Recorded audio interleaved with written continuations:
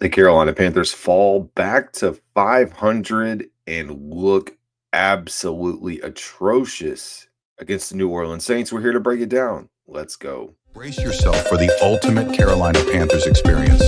Welcome to Two Growls, One Roar, the podcast that hits harder than a Luke Kuechly tackle. We're diving deep into the heart of Panther Nation, bringing you unrivaled passion, insider takes, and pure gridiron fire. From Wilmington to the cosmos, this is your home for the fiercest football talk east or west of Charlotte. Welcome in, folks, to another edition of the Two Growls, One Roar podcast. Hope you guys are doing well. Early morning session for those of you that are accustomed to the live streams in the post game. Sorry we weren't able to do that last night. Busy weekend, getting caught up on a lot of stuff. But let's get right into it because you don't care about that. You care about the Carolina Panthers, or at least maybe you care about them. Maybe you don't after the performance that we saw on Sunday.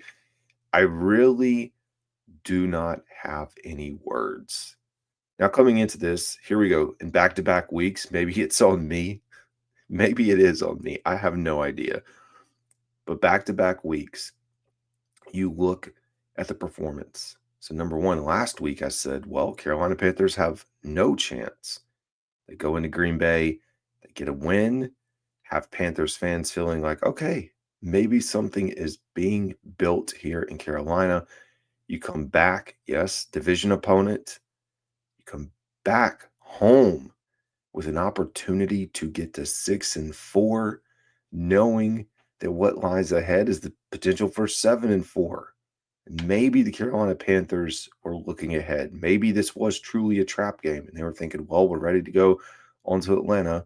Don't have to put a lot of effort into this game. What a piss poor performance. And I'm going to say that probably 10 times through this episode. It is very disappointing because at 5-5, you know the remaining schedule for the Carolina Panthers is not going to get easier. 7 games to go. The potential path for them to make the playoffs, and maybe this is just me being too ahead of schedule and optimistic that this team could make the playoffs this year. But you look at the stretch, New Orleans Saints, these were 2 games you had to win. And now going into Atlanta, I don't know how confident I am that the Carolina Panthers are going to get the job done on Sunday, because what we saw this past week was an example of what happens when the run game is shut down. And it's time to have some conversations. No, are we at the point for me where I'm ready to move on from Bryce? I think this is the problem in my mind with the state of the Carolina Panthers. It's the fact that we have to continue to talk about the quarterback play week after week, game after game. Something always comes up. And this week, like the win streak, technically not the win streak, but the winning that's happened this season has been led by the defense as well as the running game. Not a lot for Bryce Young. And I even openly came out this past week and said, you know what? All these conversations that we're having around Bryce and his production, like, it's not, let's not talk about that. But here we are, number 1 overall pick. I mean, halfway through his 3rd season, so 2.5 seasons under his belt, he does not look the part. It's the throws, the decision-making. He got bailed out off of a roughing the passer call that really helped him. I mean, because you go back and watch and you're like, well, that probably could have been an interception that counted, but luckily, roughing the passer call, it was called.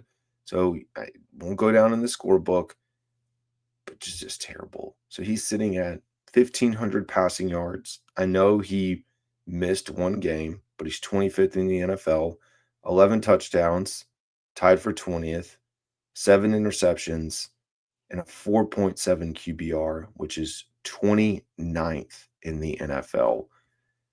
He has thrown for more than 200 yards 1 time this season, and the production over really the last 3 games minus the game that he missed, 138 yards against the Jets, 102 yards against the Packers, 124 yards against the Saints. Poor decision making, the interception, the other interception that didn't count, and then the exchange on the fumble. Now, Jimmy Horn Jr. did not have his hands positioned the right way. We know that. But the miscommunication, the lack of preparation, and I will start to stack those things up against Dave Canales. Because for some reason, we get into the locker room and all of a sudden we hear that this team wasn't taking practice seriously this week, that the preparation wasn't there. So all of a sudden now it's boiling up, and you've got this crutch that you want to lean on, that you weren't focused, that you weren't ready to go. I just not pleased. And as we say all these things, you remember that they got a victory Monday this week. And now we heard JJ Jansen talk about victory Monday. You're not really off. You still come in, you get your lift, you just do things at your own pace versus they had a victory Monday. So the preparation, like Dave Canales on Wednesday said he liked the energy. So there's a disconnect somewhere in there about what actually happened this week in the team that was put on the field. I don't know if the players are just sitting back and trying to position it that they took this lightly without saying it, that they thought they were going to walk in and just get a win. But it's frustrating because at 6-4, the opportunity to be 6-4, we would have been talking about legitimately talking about playoffs. Now, Carolina is just going to sit in the back and wait. The problem with where things are right now is they need help. With 7 games to go in the season, and I'm sure their playoff percentage odds are going to continue to drop as we get into this, but they're going to need some help to have an opportunity to make the playoffs this year. And again, maybe it's me. Maybe I'm a little too optimistic. Folks, I didn't tweet this.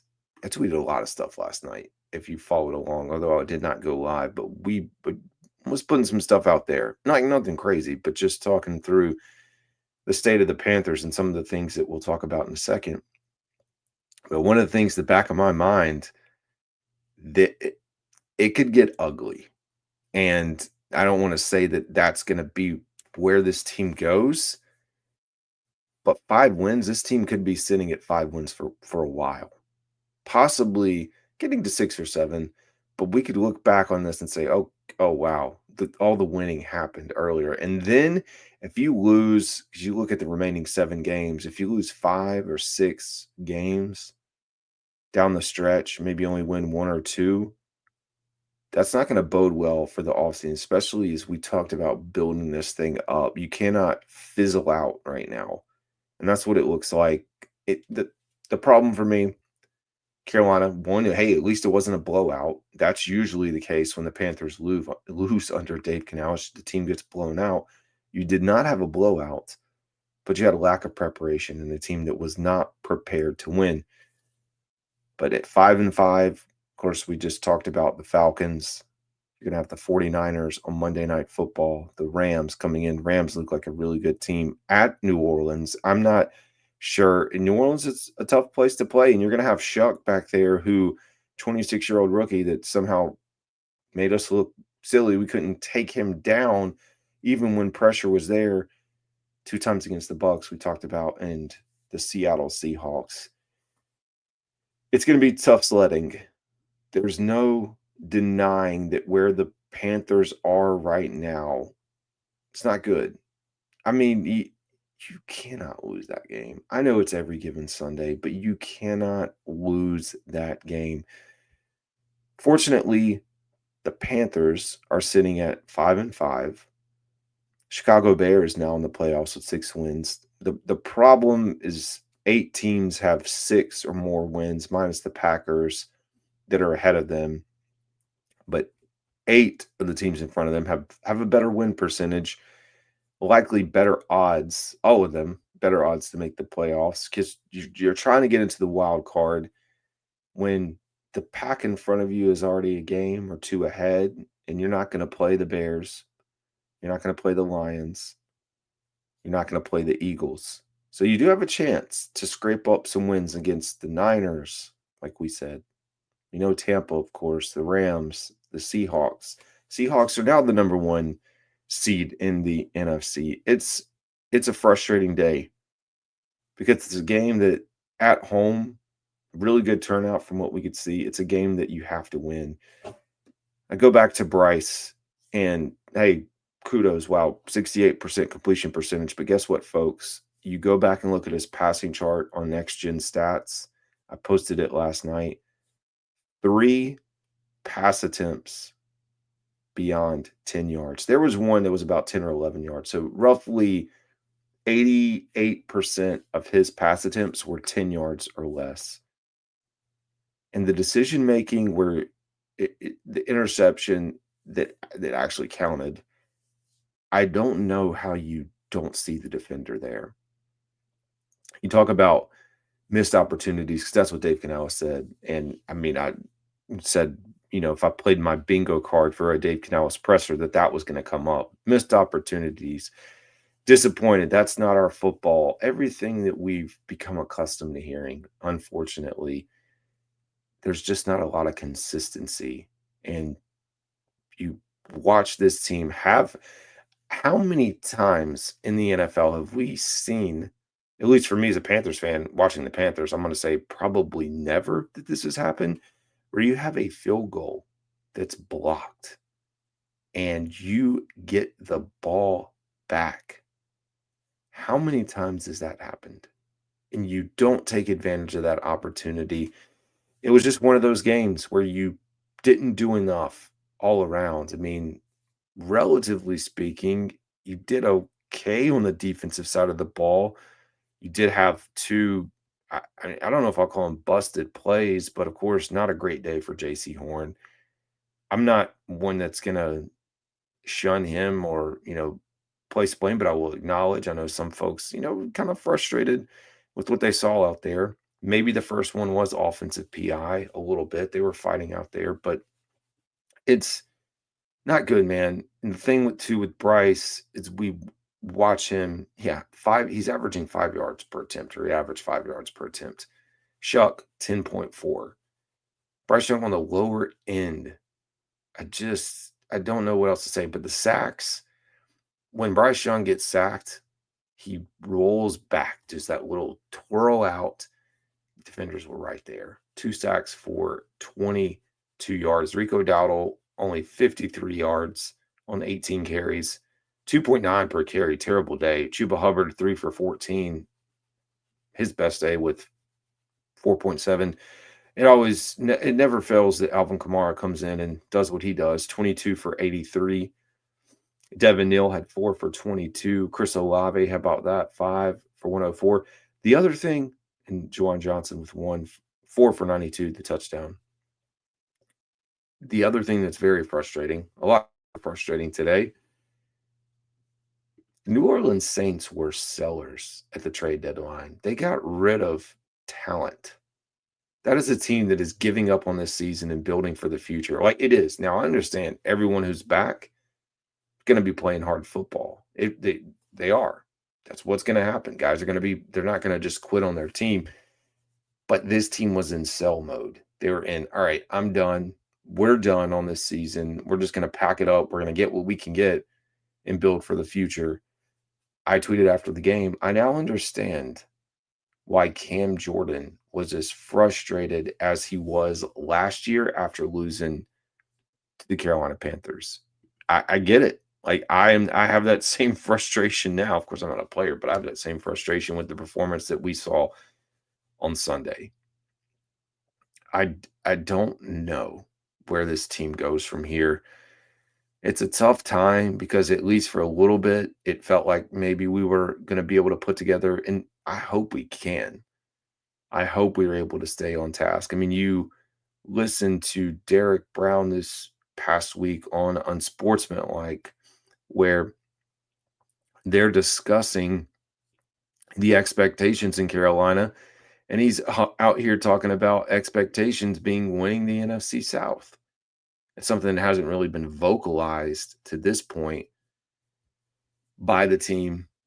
It's wild to see to see that. There's no other words. And you see Dave Canales saying it's on him. You got to start you got to start putting some of this on the quarterback, vocally, verbally, out loud. I know it's not him. It's not his personality. It's not going to happen. But the way he kind of coddles Bryce, tucks him away, there's a lack of trust, whether it's a lack of trust in Bryce Young's play calling or a lack of trust mentally in Bryce Young to be able to make some of these plays. You're not taking any shots downfield. They're stacking the box. They know you're going to run the ball. The Saints, and they talked about it on the broadcast, but the Saints game plan was to stop Bryce, or excuse me, let's rephrase that. Force Bryce to win the game. And they did stop Bryce, but force Bryce to win the game with his arm. They were going to shut down the run. They did an excellent job of that, and Bryce Young couldn't perform. And yeah, anyways, I was posting some of this last night. Number one, Panthers had a 8-yard advantage in field position, which is good. Panthers opening script drives, almost always money. 12 plays, 67 yards. Excuse me, I was looking at the yards gained through passing and catching out a few penalties along the way, 20 yards in penalties. And the touchdown, opening drive. From there, it crumbled. So on the first drive of the game, Panthers had 6 first downs. The remaining portion of the game, the Panthers had 7 first downs. 7.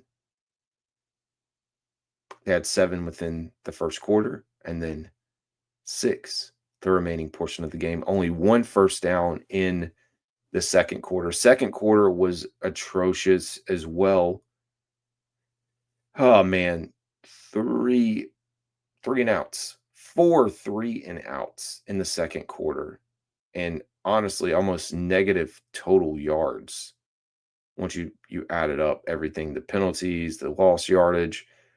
They get the ball in the second half, start on their 10-yard line, end up driving in total 60 yards. You have the missed field goal. You get the ball back. You drive another 11 yards. So in total, they move the ball 71 yards into the red zone. You're like, all right, the Panthers need to come away with at least 3, but if they can get a touchdown, man, they're right back in this. Fumble the football. And it was just one of those days where you talk about people say, oh, you can't play with your food. I mean, that's what the Panthers are doing, and it's terrible. So then you're like, okay, well, Bryce Young, you're going to get a chance.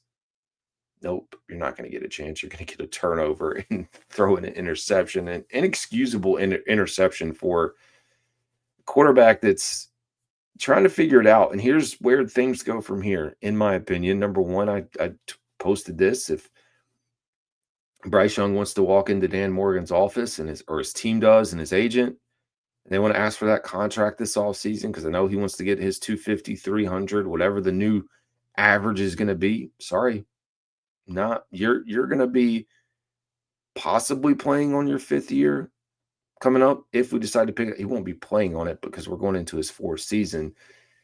But I don't know that I'm not giving him a contract where things sit right now. I'm at this point in the season. Now you have 7 games to go. So the story can rewrite itself, but maybe it can't.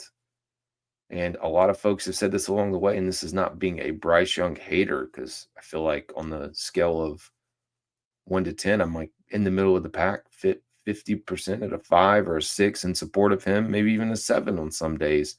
I'm not one that's doubted him or crushed him down since the day that he's got here. I think he's got to show us some more. As an NFL quarterback, like, we can go off the street and pick up any quarterback that can hand the ball off. If that's all we're going to do is hand the ball off and dink and dunk and not really get the ball down the field, sure, we can find someone that can do that. The problem for me is I don't think that someone is necessarily out there. Like, I don't believe in drafting a quarterback this next go round. Although with the way the teams played, I go back to the conversation about Bryce Young and say, to me, this team is 7-3 with competent quarterback play. 7-3, folks, near the top of the NFC. I go back to the two games. Arizona if you don't make all those mistakes early, you battled back, but those early mistakes cost you. A competent quarterback gets you through that. And then this week, 2 wins left on the board, and they're gonna look back if the Panthers are close in January. There's a possibility they are, but if they're close in January on the edge, they're going to sit back and be pissed off that they let this game go. Now, Arizona's its own thing. That was very early, but this division game right in front of you with a chance to take care of business, you didn't do it. Now, how they respond this week against the Atlanta Falcons is going to tell us a lot, because they dropped back-to-back division games at 5-6. I would say this season is all but over, because now, just with what we know is coming, I'm not going to buy into it. The other unfortunate thing, of course, Atlanta lost over in Germany, but you also had Tampa Bay lose. You could have been 1 game back within the division, and that's what I mean, coming in, if you listened when we were previewing some of the content this past week, we said there's a chance that Tampa Bay drops 2 games, like 2 in a row. And that's a good window, because their schedule gets a lot easier. It gets so much easier down the stretch. So frustrating day. Absolutely frustrating day. The Panthers only had 3 plays that went beyond, that were 12 or more yards. To be exact, a 26-yard play, 14-yard play, and a 13-yard play. That's it. On the side of New Orleans, 62-yard touchdown, 52-yard pass play to Johnson, 30-yard touchdown, 26-yard pass to Alvin Kamara, 18-yard pass to Chris Olave. Just all around, this team didn't take it seriously. And that starts with Dave Canales at the top. Quarterback play, its own conversation. There's no fixing it now. There's no putting in Andy Dalton. We have got to see more. And I even heard in the Miami Dolphins postgame, Mike McDaniels talking about, I guess, Tua. I don't have the box score, but I think Tua Tagovailoa did he have 2 interceptions yesterday? Yes, he did. On those 2 interceptions, we heard Mike McDaniels confirm that he wanted Tua to throw the football down the field and just take a shot, use it as a punt almost. We have to take shots. And the other thing, when you go back and look at the production or lack thereof, the offense is nothing without Rico and T-Mac. I love JT Sanders. He caught all the balls that went to him. But featuring JT Sanders as your number 2 primary target as a quarterback, I don't think that's going to win you a lot, because early when Bryce was having some success, he was distributing the ball. That way he was getting it to all the playmakers. Unable to do that. Rico Dowdle, 3 catches, 10 yards. Chuba Hubbard, 1 for 1. Jalen Coker, 3 for 21.